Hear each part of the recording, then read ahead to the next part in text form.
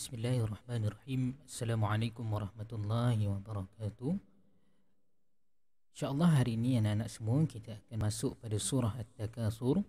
Surah At-Takasur yang bermaksud bermegah-megah. Baik, anak boleh buka muka surat 111 ke surat 111 untuk kita sama-sama tadabbur dan dengan lebih mendalam dan kita fahamkan surah At-Takasur ini apa. Baik, tanpa melengahkan masa, jom kita tengok surah At-Takasur.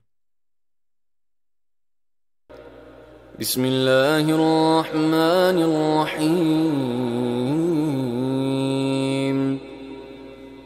Alhaakumut takathur hatta zurtumul maqabir.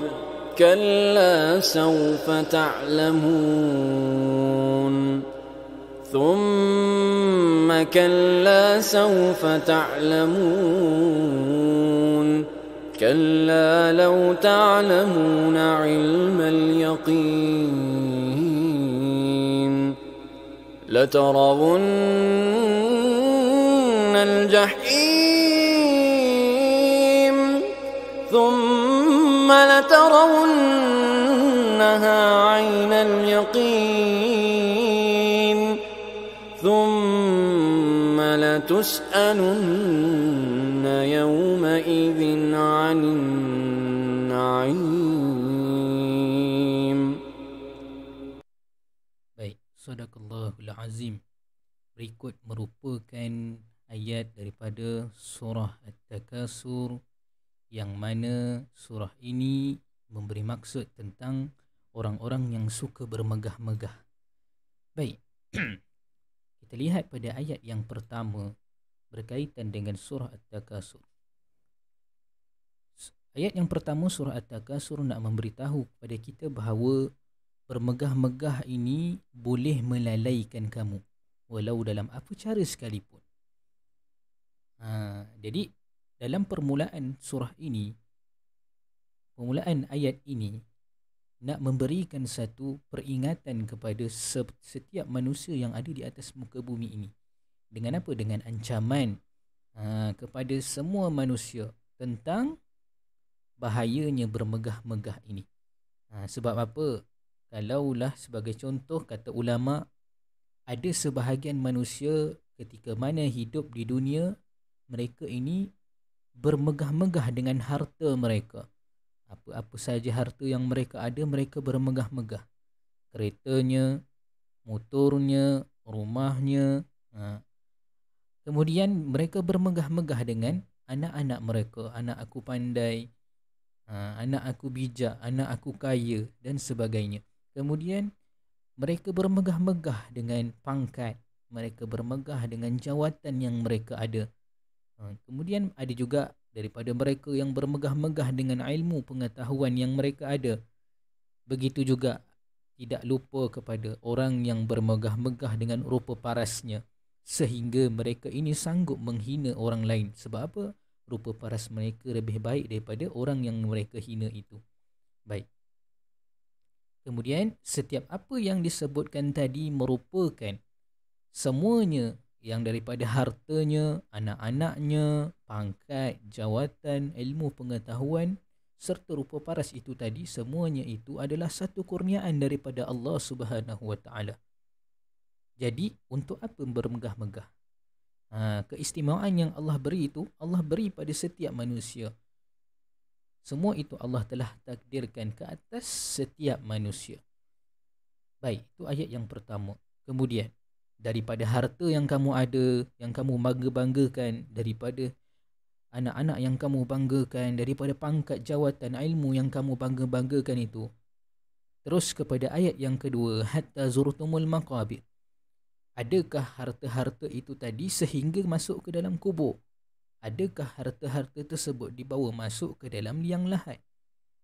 Sudah tentunya tidak. Tidak sama sekali harta-harta tersebut dibawa ke dalam kubur.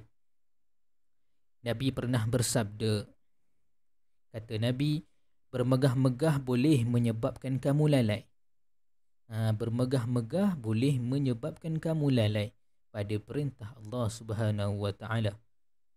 Sehinggalah maut mendatangi kalian. Maksudnya maut ni hatta zurtumul maqabir tadilah, sehinggalah maut tadi tu datang kepada kamu. Harta yang ada tu tak akan kamu bawa sampai ke mati. Ada seorang si A, dia ada harta, dia bermegah-megah, kemudian dia mati. Apabila dia mati, harta-harta tu semua dia tinggalkan di atas muka bumi, dia tak buat masuk kubur pun. Kemudian ada seorang lagi makhluk Allah, manusia juga, dia ada harta, tetapi dia bersedekah. Setiap hari dia akan bersedekah, walaupun sedikit dia akan sedekah. Kemudian dia mati. Kemudian dia mati. Ada beza ataupun tak di akhir kematiannya itu nanti? Sudah pasti ada perbezaan. Sebab apa? Sebab yang si A tadi, dia ada harta tapi dia belanjakan semua atas dunia. Dia tak simpan pun harta tersebut untuk akhirat. Macam mana nak simpan untuk akhirat? Seperti mana yang dibuat oleh si B. Dia ada harta, kemudian dia sedekahkan, dan amal tersebut akan bawa ke akhirat. Amal si A tadi, dia ada harta, dia beli semua atas muka bumi, tak boleh bawa ke akhirat. Kat situ beza dia. Jadi kat situ yang si B akan lebih banyak bawa pahala di akhirat yang akan membantu dia dalam kubur, dalam liang lahat tadi. Baik, itu ayat yang kedua. Ayat yang ketiga, Allah sebutkan kalla sawfa ta'lamun, jangan begitu, kelak kamu akan tahu. Itu ayat yang Allah berikan. Kalla sawfa ta'lamun, jangan begitu, kelak kamu akan tahu. Allah ulang lagi sekali, summa kalla sawfa ta'lamun, jangan begitu, kelak kamu akan tahu. Nak bagi tahunya, bila Allah ulang-ulangkan ayat ini, nak memberitahukan kepada kita bahawa benda ni penting. Kalaulah kamu buat juga apa yang Allah dah tegur, maka kamu akan menyesal sesesal-sesalnya nanti. Umpama kalau kat sekolah, muallim kata apa? Muallim sebut, jangan main dekat tangga, jangan lari-lari dekat tangga. Hari-hari sebut benda yang sama. Setiap kali perhimpunan sebut benda yang sama. Jangan lari-lari dekat tangga, jangan lari-lari dekat tangga, jangan lari-lari dekat tangga. Sebab apa? Kalaulah lari jatuh, boleh macam-macam boleh berlaku. Boleh meninggal dunia, boleh berluka, boleh jahit sana jahit sini sebabkan jatuh tangga. Sebab itulah diulang-ulangkan ayat tu. Begitu juga dengan ayat Allah ini. Kalla sawfa ta'lamun summa kalla sawfa ta'lamun. Allah ulang dua kali nak bagi tahu pentingnya ayat ini. Baik, kemudian itu ayat ketiga dan keempat. Ayat yang kelima, janganlah begitu kalau. Ayat yang kelima apa dia? Ayat yang kelima ialah kalla law ta'lamuna ilmal yakin, janganlah begitu kalau kamu tahu dengan yakin. Kalla law ta'lamuna ilmal yakin. Kamu tahu kamu akan disoal. Kamu tahu kamu akan dihimpit dalam kubur. Kamu tahu kamu akan dipukul dengan malaikat mungkar dan nakir. Kamu tahu kamu akan diazab kalau kamu buat perkara yang Allah tak suka, tapi kamu buat juga. Kamu buat juga. Kamu tahu tapi kamu buat. Dia tahu tapi dia tak yakin dengan apa yang Allah telah janjikan azab kepada orang yang tak nak dengar kata tadi. Baik, ayat yang seterusnya, ayat yang ke-6, la tarawunnal jahim. Bila mana mereka tahu tadi tapi mereka buat juga, maka ayat yang ke-6 ini memberitahu ke mana tempat yang mereka akan pergi.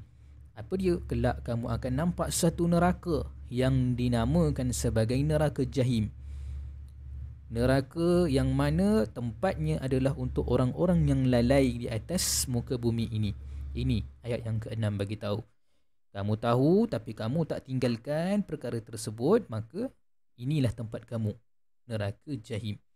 Baik, itu ayat yang ke-6. Ayat yang ke-5, ayat yang ke-7, summa latarawunnaha ainal yakin, dan sesungguhnya kamu akan benar-benar percaya dan melihat dengan pemandangan yang benar. Kalau tadi Allah dah sebut ilmal yakin. Apa dia ilmal yakin? Kamu tahu tapi kamu kena yakinlah. Kalau kamu tak yakin, itu yang menyebabkan kamu tak buat apa yang Allah suruh. Baik. Kalau yang ini ainal yakin, kamu nampak dengan mata kepala kamu sendiri pemandangan yang sebenar-benar pemandangan bila mana kamu mati nanti. Kamu dah masuk dalam kubur, kamu nampak adanya ular, adanya kalajengking, adanya ulat, adanya macam-macam, adanya malaikat. Kamu nampak semua itu. Itu dia ainal yaqin. Baik, ayat yang ke-8. Summa latus'alunna yawma izin anin na'im. Kelak kamu akan dipersoalkan tentang nikmat-nikmat yang Allah telah berikan kepada kamu. Bila mana kamu mati nanti, maka Allah akan persoalkan kepada kamu apa sahaja nikmat yang telah Allah berikan. Daripada nikmat tubuh badan, nikmat kehidupan yang kamu ada, nikmat rezeki yang kamu dapat, nikmat ibu ayah yang kamu dapat, nikmat ilmu yang Allah telah berikan. Semuanya akan Allah persoalkan di akhirat. Satu hari ada seorang ulama, namanya digelar sebagai Imam Hasan Al-Basri. Dia sangat-sangat dahaga. Ketika dia sangat dahaga ini, datang seorang sahabat dia, bawakan dia air. Air yang mana diambil daripada pergunungan. Biasalah air kalau daripada gunung ni memang sejuk, nikmatnya kalau kita minum. Kemudian ketika minum air yang diberikan oleh sahabatnya tadi itu, sahabat Imam Al-Basri tadi, Imam Al-Basri teringatkan ayat ini. Summa latus'alunna yawma izin anin na'im. Allah akan persoalkan segala nikmat-nikmat yang telah Allah berikan. Apa sahaja nikmat Allah akan persoalkan. Maka selepas sahaja Imam Hasan Al-Basri teringatkan ayat ini, maka ketika itulah selesai saja minum, selesai dia teringatkan ayat ini, pengsan Imam Hasan Al-Basri pada ketika itu. Nak menggambarkan bahawa kerasnya peringatan daripada Allah Subhanahu wa taala. Baik, apakah tujuan daripada surah ini? Surah ini diturunkan di Mekah. Surah Makiyah lah. Kemudian surah ini sebab diturunkan adalah daripada kisahnya dua kaum daripada kaum Ansar. Suku Ansar ni ada dua kaum dalam suku Ansar ini, iaitu Bani Haris dan Bani Harisah. Bani Haris dan Bani Harisah yang selalu membanggakan kaum masing-masing. Yang ini kata kaum dia terbaik, yang ini pun kata kaum yang terbaik. Yang ini kata dia ada artis daripada kaum dia, yang ini pun kata dia ada artis. Masing-masing tak nak mengalah. Yang ini dia kata aku ada seorang ulama, yang ini pun kata aku pun ada ulama daripada bani aku sendiri. Jadi keduanya tak nak mengalah. Maka di sinilah turunnya ayat ini. Ada satu kisah lagi ketika mana khalifah pada ketika itu ialah khalifah daripada Bani Umayyah, iaitu Khalifah Umar bin Abdul Aziz. Ketika mana dia berjalan-jalan ditemani oleh seorang sahabatnya, iaitu Maimun bin Mahrab. Ketika mana dia berjalan-jalan, maka setelah penat berjalan, mereka singgah di satu tempat untuk berehat. Ketika mana mereka berehat, Umar bin Abdul Aziz, Khalifah Umar ini pun membacakan beberapa ayat Al-Quran sehinggalah sampai di surah At-Takasur. Apabila sampai sahaja di surah At-Takasur, kemudian dia terdiam. Khalifah Umar ni terdiam. Kemudian peliklah si sahabatnya tadi. Maka Maimun pun tanya, wahai Umar, wahai Khalifah, kenapa kamu tiba-tiba senyap? Khalifah pun kata,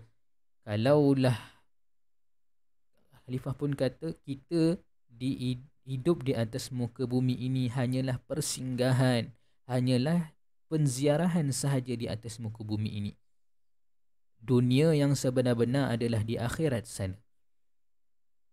Baik, nak bagi tahu betapa mendalamnya maksud daripada surah ini, surah At-Takasur.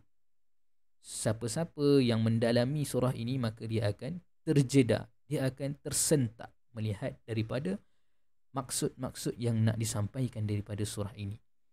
Baik, itu merupakan sedikitlah selingan tafsir-tafsir, tadabbur-tadabbur yang kita boleh tadabburkan sedikit pada hari ini. Baik, kemudian ini isi penting dia.